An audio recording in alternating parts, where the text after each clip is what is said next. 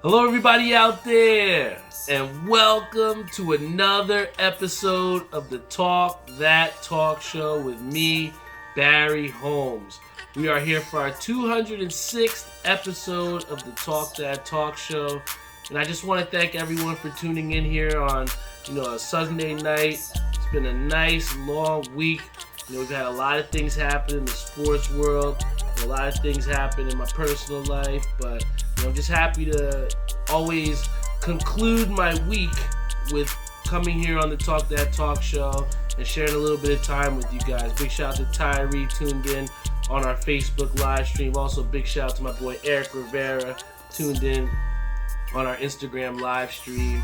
I think a great place to start out with today was just something of what I had done today, and I feel as though I touched on it a little bit last week as far as when you do things for people and you do them with a wholesome heart and you do them with the right intentions, eventually it does come around back to you. And I had a great conversation with Kenny Lou this morning because we were pretty much talking about some of the things and some of the movements that we wanted to make with our Garden State Collaborative, in the upcoming time. And it was funny because we had somebody that was from Buffalo, New Era Buffalo, that wanted to utilize some of the designs that we had innovated with Not For Sale. They kind of wanted to make a Buffalo themed thing out of it. And at first we thought about it and we were like, oh man, these guys trying to steal our ideas, blah blah blah. But at the end of the day, Kenny Lou brought up a great point in saying that oftentimes people can be influenced by you, and that's honestly the best form of flattery. And a lot of times people steal ideas without getting anything in return. And to have this guy come to us the right way, messages saying, hey, we love what you guys did with the Not For Sales, and we want to add our own little Buffalo twist on it. And literally we talked it out, me and Kenny, and wound up coming up with a figure for compensation for us, and almost like royalties, where it's like, hey, if you want to utilize our designs, you want to put your own flavor on it, pay us out for it. Because at the end of the day, your creations, the things that you build within your mind and the things that you concoct, they have value to it. Even though you might not be at the highest stage as some of these guys with blue check marks and things of that nature, but at the end of the day, when you have something of value to people, it's humbling when people want to utilize that. So me and Kenny came to the agreement we were going to let these guys put a little twist on it, and it was a little collab, and we got a little extra cash from that. So a lot of times people get ideas stolen for free, and to be able to negotiate someone wanting to utilize our ideas, it just shows that we're on the right path. And it's been a couple months since we released pins, and in a way, this guy wanting to utilize our own ideas, kind of sparked up our creative juices again to try and go out there and make a couple more new pins. And we set a soft core deadline for some new pins and merchandise that hopefully we're going to release within the next couple months. So everybody that's been rocking out with me and Kenny Lou at Garden State Collaborative, thank you for so much for your support. Thank you for being patient. We're going to have some new stuff coming to you guys on the way. And this hat actually is one that I was given to by Kenny Lou from his V-Loan collection. Again, it's dope to have the right people in your circle, and it's also dope to have people that motivate you to want to do more as well. And I feel as though the right people in my circle are there, and that's how I've been able to make the right decisions and make the right moves. And I was really happy to see Kenny see success with selling out in all four of the hats that he released, and with it, what he went through in leaving a place that had such high acclaim and such high validity to step out on a limb and try and do his own thing. I think it's encouraging to anyone that has a small business or anybody that has those ideas to build something more than what it is that you represent. I think it all comes down to what you stand for and core values. And I think that the same way Kenny Lou has been able to get countless people to buy this upside down A's in a V loan fashion. It's the same way where we've been able to have multiple people tune into this Talk That Talk show, whether you're on Instagram Live or whether you're Eric Ebron Sr. on our Facebook live stream. I'm constantly trying to put new episodes out every single week, no days off, because at the end of the day, that second that you take a day off, that's the next second that someone else is going to go out there and grind and get it from the mud. And I'm just happy to have the right people around me, man. And I think that leading into that as well, I had a chance to link up with my boy Bubba. Big shout out to Bubba. And we kind of worked it out where he'll get me some hats, I'll grab him some hats, and he had actually messaged me not too long ago, maybe a couple of days ago, and he straight up said, "Hey Barry, I saw this dope Mets hat from this European place that we used to get from Topper Z, and they don't ship to the U.S. anymore." And he was just like, "Yo, I know you like this hat. I know you're a big Mets fan, so I grabbed it for you." So even without asking for it, this guy grabbed the hat for me. And again, it speaks to the relationship that you have with people where if you give things without asking for anything in return, it's dope to see what you get in return. And I actually went to ECAP City earlier on this week to grab him a Clemente hat that he had wanted. And we met up this Saturday so I could give him the hat. And it was funny because I wound up meeting up with him at the softball field, and I got to see him play some softball. And I'm like, look at this guy, Bubba. He don't look like an athlete, but he's out here turning routine double plays. So it's dope to, see people that you don't normally see, in an athletic place, because, I've learned so much about myself through athletics. So, I stayed around to watch a couple innings of Bubba, and I think it meant the world to him to see someone just watch his softball game for a couple, innings, man, on a Sunday morning. So, I definitely enjoyed that, and to see him and bring him a hat, he was happy about that. And again, right after that, I wound up meeting up with my boy Vic Black. Big shout out to him. I wasn't able to make it to the My Fittage drop because, I had a lot of things on my schedule that, prevented me from going there.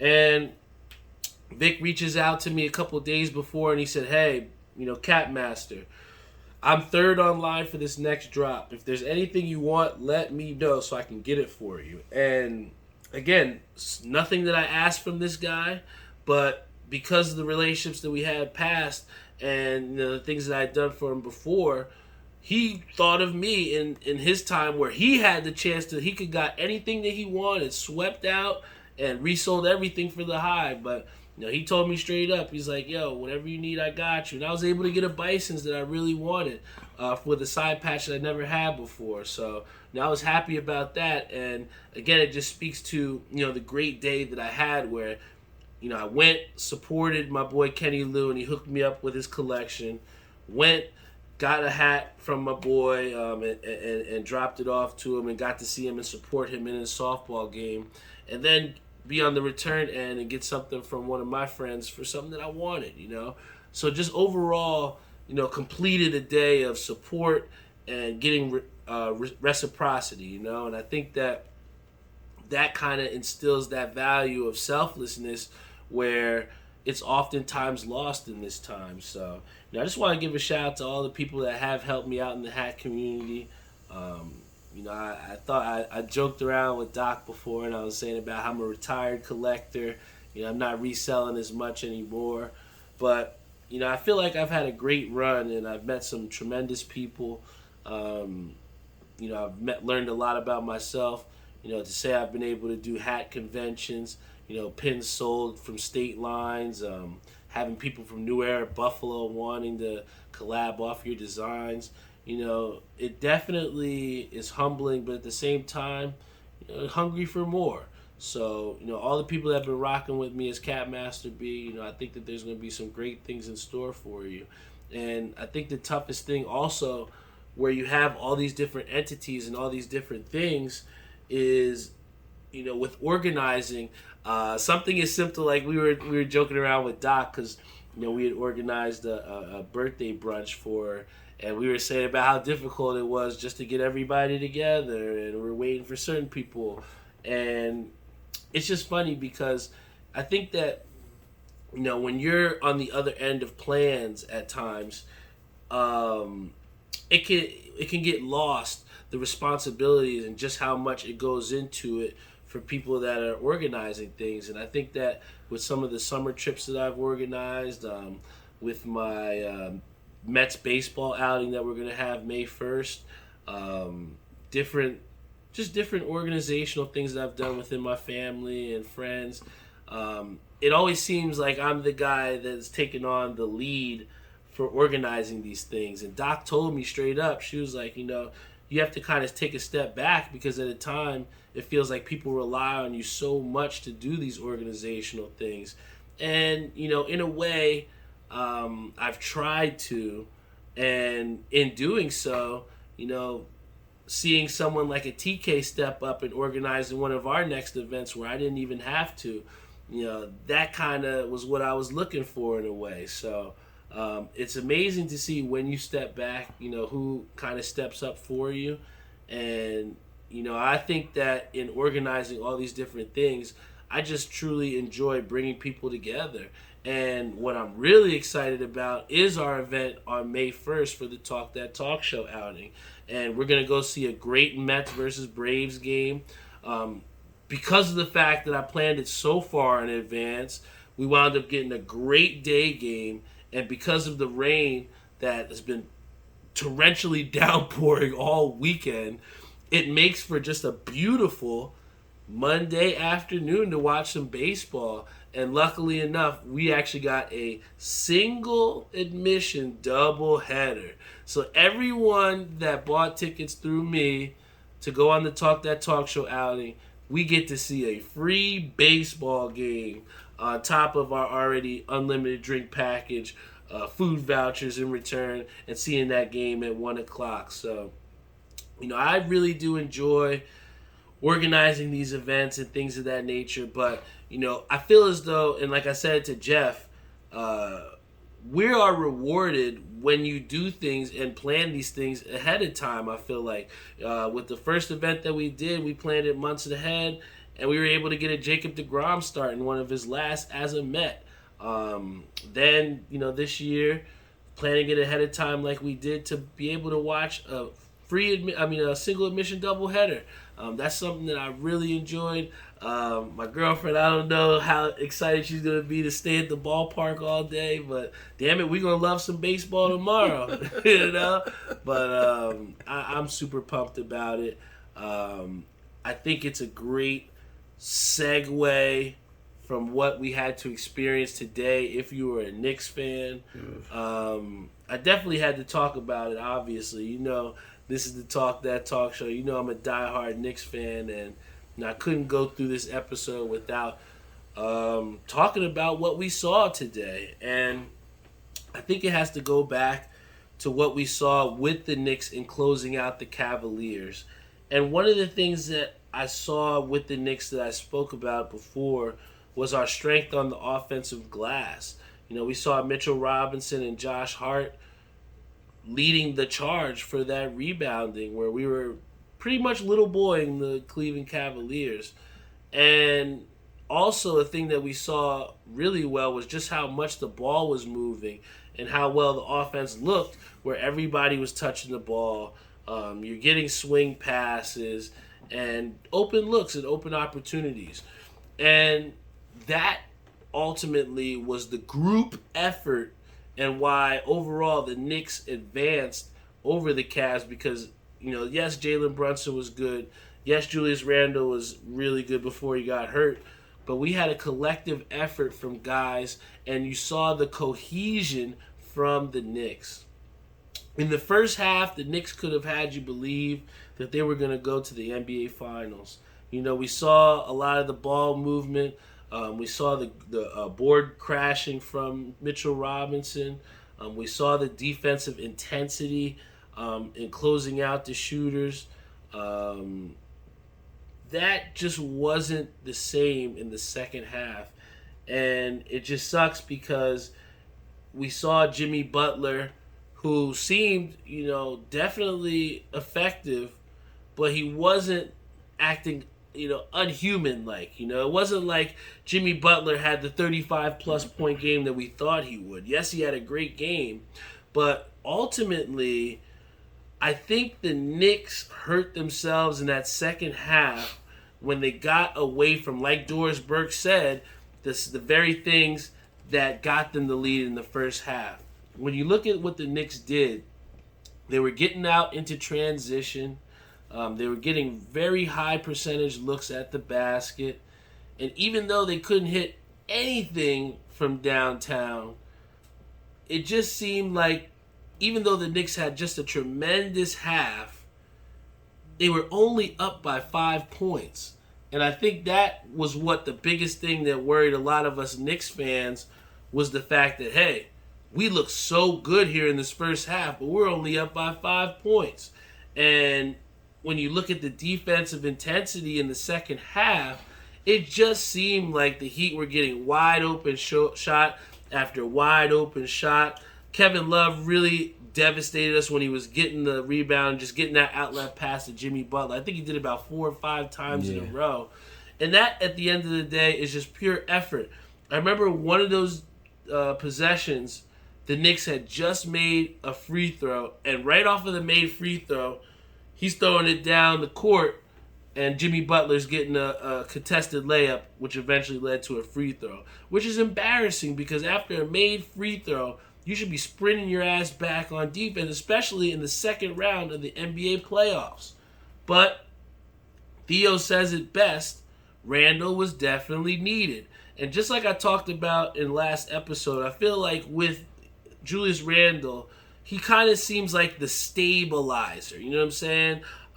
In situations where there's turmoil or where it seems like the Knicks just don't know what to do or miscombobulated or whatever, Julius Randle seems to make some sort of hustle play or some sort of tip in and one or something, just swing the momentum. And it just seemed like when Miami took the momentum from New York, the Knicks just never got it back. I think a lot of that has to do with the inefficiency from the Knicks behind the three-point line. I mean, I don't even think Jalen Brunson even hit a three-pointer. I think he was like 0 for 6, 0 for 7. Yeah. And really the only person who had some success behind the three-point line was Obi Toppin. I can't say enough about what Obi Toppin did stepping in for Julius Randle. But like I said, ultimately, the Knicks just have to find a way to knock down shots. We can go in and talk about Julius Randle. We could go in here and talk about how Jalen Brunson was still scoring. We can sit here and talk about how Josh Hart, had so many rebounds. We can talk about how Emmanuel Quickley hasn't really shown up to be that sixth man that we thought he should have gotten the award for at the end of the season. Maybe we see why he didn't win that sixth man award. But what I will say is this. When you look at the stats, when you look at what the Knicks have been put up against, when you look at what they are missing, I just don't think that you can jump ship on this Knicks squad yet.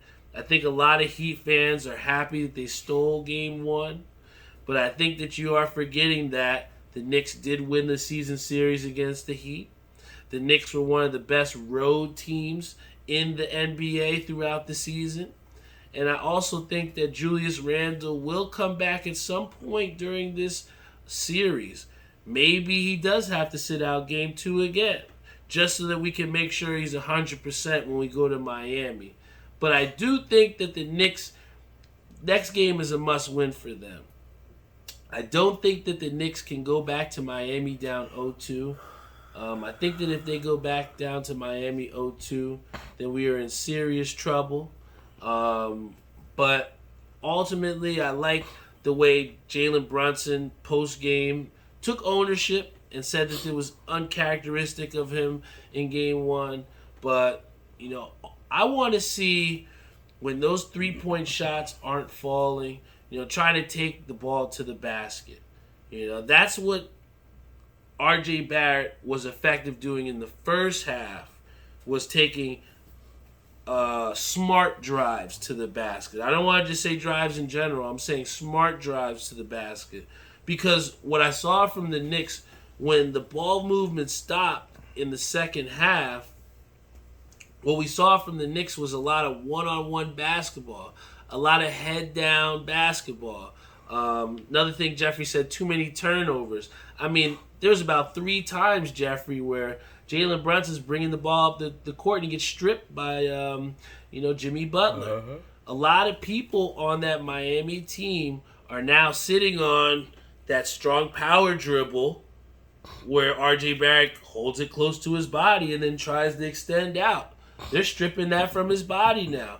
When Jalen Brunson goes up to the ball screen, double crossover, and then tries to reject the ball screen, they're sitting on those type of things now. So what you have to do, if you're the New York Knicks, they should look at the film on what they did in the first half of that game. Because like I said, if you watch that first half of the Knicks game, you would have thought that this was a contender. When I looked at that second half of that footage, that looked like a play-in team. Let's just state the facts. The second half, the Knicks looked like a fucking play-in team. I'm sorry. They looked like they couldn't even beat the Bulls with the way they played in the second half. And it ultimately comes down to shot making. We can sit here and crunch the numbers, but you gotta hit open shots. And Jalen Brunson, I'm looking to you. I had your jersey on today. I wore it with pride. Even though people may have said, oh, why are you wearing that Knicks jersey? It's because when it's in your heart, you're going to rep your team to the end. Jeffrey is a diehard Nets fan.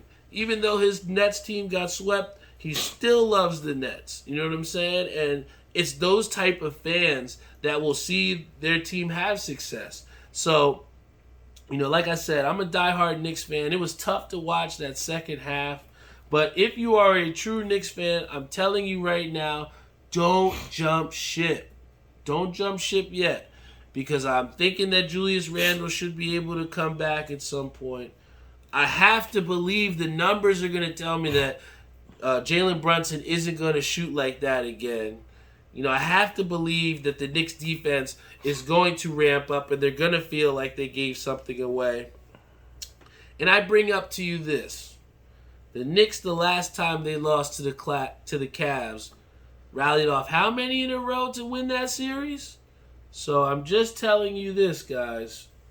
Don't sleep on the Knicks. I know this wasn't our best performance today, but it's a 7-game series for a reason. And you can ask the Golden State Warriors about that.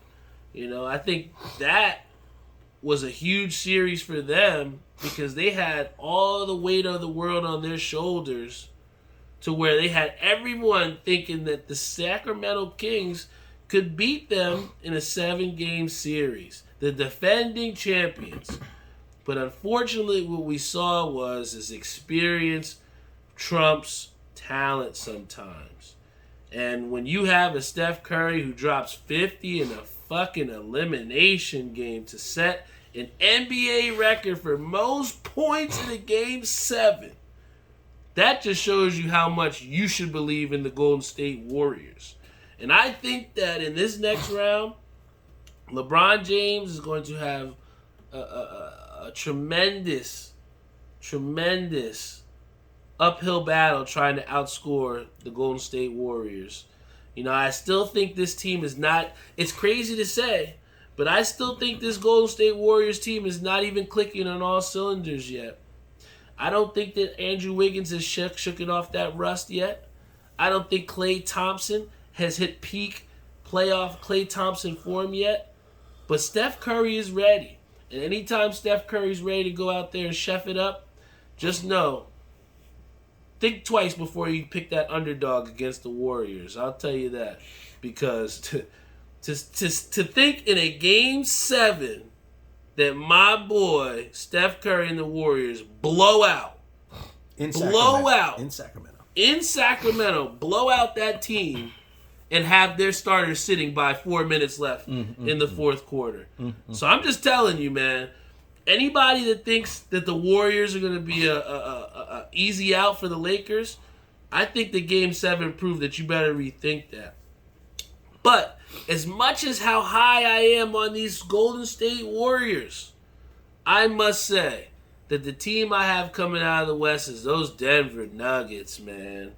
I know Devin Booker's got KD. I know Chris Paul is doing good. But let me tell you something.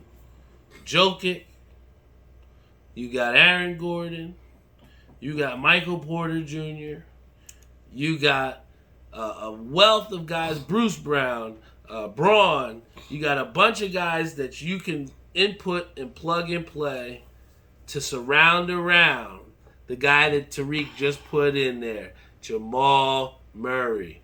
I think a lot of us forgot about how great Jamal Murray was because of his knee injuries. I think a lot of us forgot about just how unstoppable he was in the bubble when he was healthy.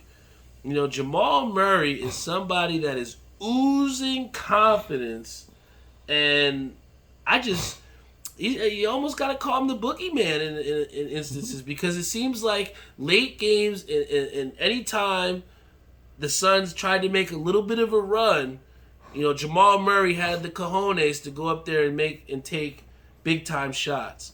And I think that's what the Knicks, you know, kind of have with Jalen Brunson, even though he may not have shown that last game. But I think that here's what I say about this.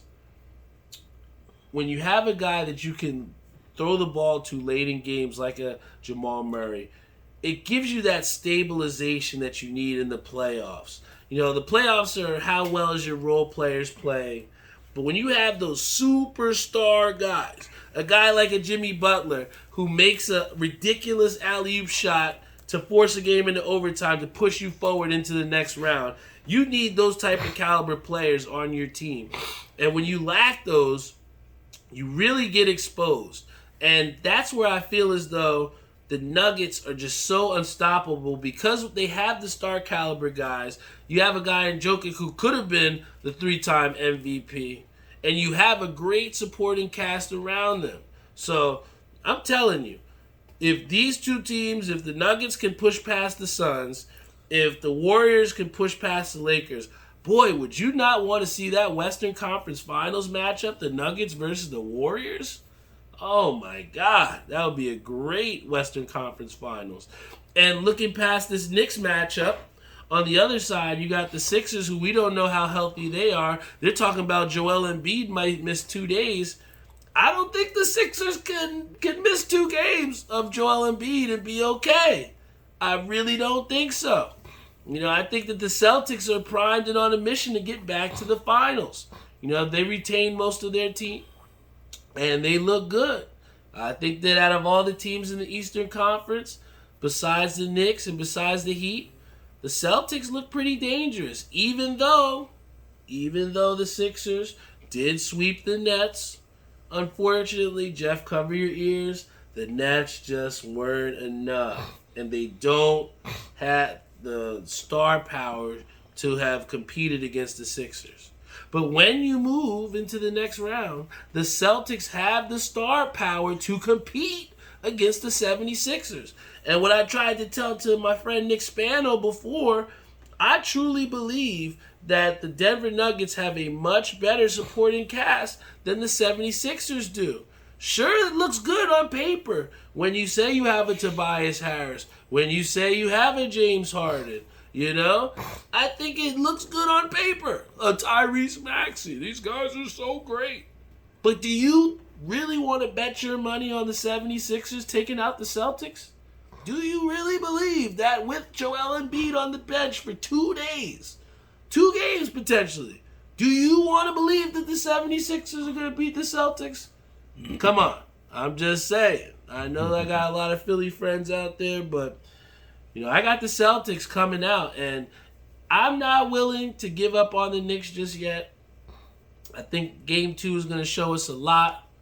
I think if you're a Knicks fan, double down on the Knicks in Game 2. We've held up home court pretty well, and I'm just ready. I'm ready for Game 2. I'm not ready to jump ship. And anybody that believes in a team, anybody that roots for a team, anybody that has the opportunity to see your team go to the playoffs, you shouldn't give up on that team, man. You gotta ride it out all the way to the end. I remember last year, I had the opportunity to go to a Mets playoff game, and I watched them get absolutely pummeled. But did we leave that game early? No, we didn't. Because you never know when your team is going to get back to the playoffs, and you never know when that could happen again. So I appreciate that, and I stayed the whole time. So, if you ever have that opportunity, don't give up on your team. Don't leave the game early. Stay the whole time. That's what real fans do. And on that note, I'm out of here. We got Ishabad Crane who says, I don't believe in the 76ers, Celtics in 5. Yo, that's big time, man. I think the Sixers can get 2 games. I think maybe in desperation, if Joel Embiid comes back, somehow they muster up 2 games. But I think the Celtics are gonna win in 6. I don't know if I'm not ready to say who I think is gonna win with Warriors or Nuggets. My heart says the Nuggets. My mind says the Warriors. I don't know. You're going to have to ask me on episode 206 or 207 next week. I don't know. I got to see some more of these NBA. But Ish says can't wait for the big day tomorrow, and I can't either. So I got to edit this episode and get off the air here because we have a big-time Mets outing. The first one of the year. Talk That Talk Show Mets outing. We got 20 people coming with us in attendance. Big shout out to my boy Martin Henry, who's going to be coming as well, too. I love organizing events like this, especially when we're bringing together people that not only love sports, but love the team that I root for as well, too. This Talk That Talk Show has brought me so many different people, brought me so many good friends, great relationships. I've built so much with this podcast. And I'm continue to be receptive at new opportunities and new ways to take this show to new heights, man. So, everyone that tunes in on our Instagram live stream, thank you so much. Everyone that tunes in on our Facebook Live, whether you're Justin McPhail, Mary Beth Heaney, don't forget your Love Doubles envelope. I heard about you, Mary Beth. Big shout out to Tariq Johnson, Stan Gutowski, once again for tuning in on our Facebook live stream, Uncle Mickey. You guys are the reason why I'm so happy to come here each and every week and share a little bit of my time and my feelings with you all. If you're a Knicks fan, don't give up hope yet. Some of the best times was high-fiving my aunt during the first half because we were so happy with how they were playing. And I just can only believe that they still have it within them to play like they did in the first half for an entire 48 minutes. I have to believe that. That's what you have to believe if you're a Knicks fan, all right? And like I said, this is the Talk That Talk Show. Every single week, you never know what you're going to get, but you just know you're going to get 100% of Barry Holmes Jr., man. Love you all. If you haven't subscribe to our YouTube channel. Big shout out to a couple of the homies at North Plainfield High School that looked me up on YouTube. It was crazy because I was in the computer lab and I saw their assignment. And their assignment was to create a podcast. And I thought it was so crazy because here I'm wearing my merch and, they know openly that I have a podcast. And they were looking and referencing what I did on my podcast to help them out with their assignment. And that's, again, the depths of this fucking podcast to where, it stands for something more than just Barry Holmes Jr., you know what I'm saying? If we can influence young kids in a high school to have a podcast, to share their own voice about certain things, that's what this is all about. You don't want just it to stop here. I want someone else to make a better podcast than this. Go out here, create something, create your own brand. Who am I to be an influencer to say that, I don't want the best out of the people that I serve, the very generation that's coming behind me, man. So Like Ish said, that's super dope. And that was something great to take away, to have not only a couple more subscribers on the YouTube channel, but to inspire these 16, 17, 18-year-old kids whose assignment was to make a podcast and give them something to reference so that they could get a good grade on their assignment. If that's not giving back to your community, if that's not giving back, then I don't know what is. And, that is the type of stuff that helps me to sleep at night and to sleep through the night, is the fact that when you lived it, through the day, and you've made an impact in the minutes, the hours that you've been breathing, that is what helps you to sleep well at night. What are you doing with your time on here in this earth? What are you doing to impact the people that may look up to you? What are you doing to make the most of your time and the energy that you're using? I want to leave you all with that as we end this episode. What are you doing with your time? I love you all, and I see you all next week.